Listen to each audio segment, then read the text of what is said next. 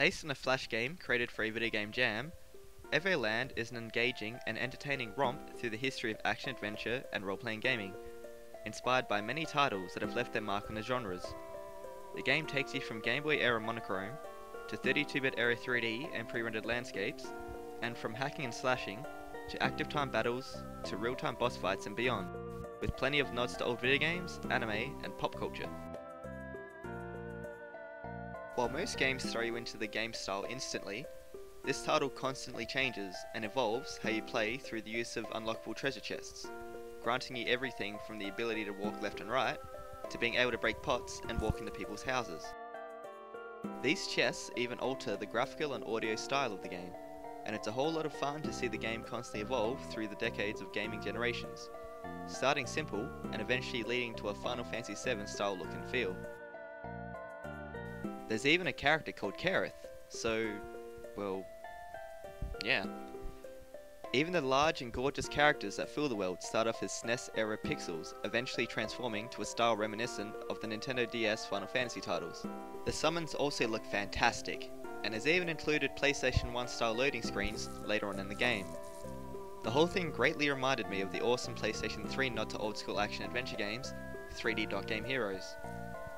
These mechanics also lead to a very clever time travel aspect used to solve the different puzzles late throughout the game. The story goes from a regular fantasy, save the world style, to a stop the big bad guy, to some sadness, to the evils of poaching, which is a little weird. Just a little bit of a Spec Ops Alliance style turnaround right there. Yes. Now, this is very much a fan service style of game, and I don't mean fan service in the Japanese animation way either.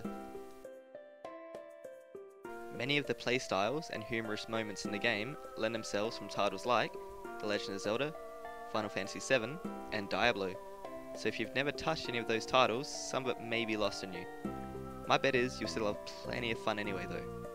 There's even a boss that threw me right back to the final battle of the oh so good Lufia 2 remake for Nintendo DS. Lufia, oh so good. This isn't quite the longest game ever, and I was able to sit and finish it during one playthrough, but there's a bunch of unlockables to go back and collect once your quest is done, as well as a pretty fun little card game to master. In conclusion, this isn't quite your regular game.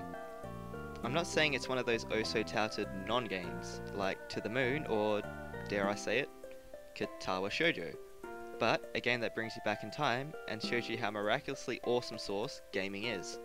This is a gamer's game. A game for gamers. A game.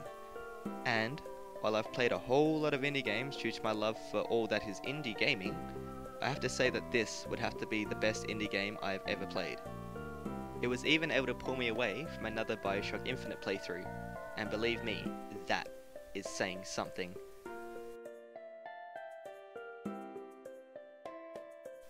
Much like Hotline Miami, if you haven't done so yet, I very, very much recommend you spot some cash and give this sucker a go, as well as Hotline Miami.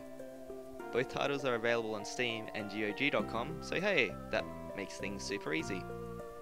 From Planet Retrospekt, this is Michael Towns, signing off.